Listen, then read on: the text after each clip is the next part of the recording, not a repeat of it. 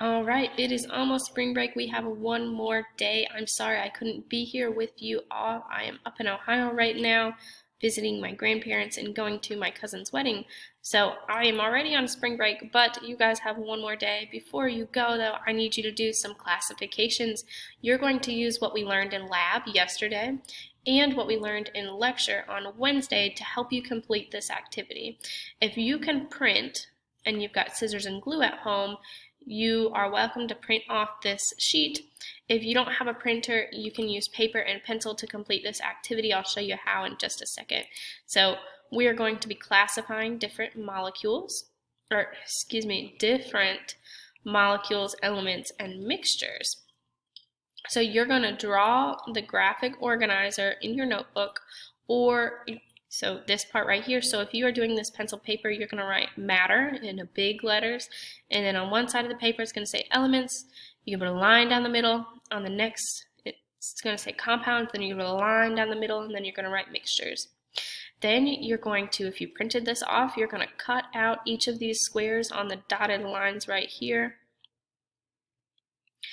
And then you are going to classify these different objects into either an element, a compound, or a mixture. You've got 2 questions to answer after you finish the activity. If you're doing a pencil paper, you can write that down at the bottom of your sheet, or if you're doing it on this paper, you can write it right there at the bottom. There you go. So you're going to cut these out. If by chance you're doing this pencil paper, you're going to need to either draw the circles and put them where they need to go, or write the words and put them where they need to go. So if you can print this, this might be easier, but if you cannot, you'll have to write what's written in the box or drawn in the box and put it on the right category.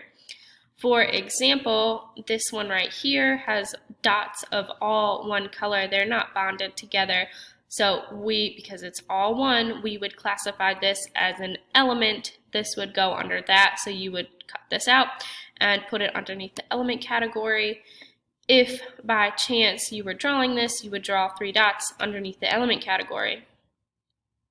This one right here says consists of only one kind of atom. We also know, again, that this is an element, so we would write that underneath the element category. Consists of only one type of atom if you were doing it pencil paper and writing it, or you would cut this out and put it underneath the element one. All right, so that's it. That's what I've got for you today.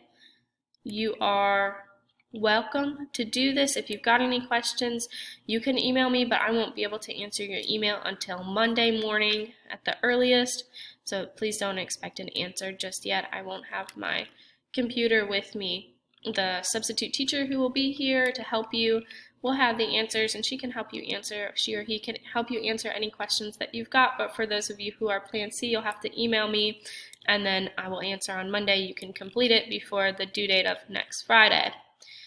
Got any questions? Let me know. Have a great day, guys.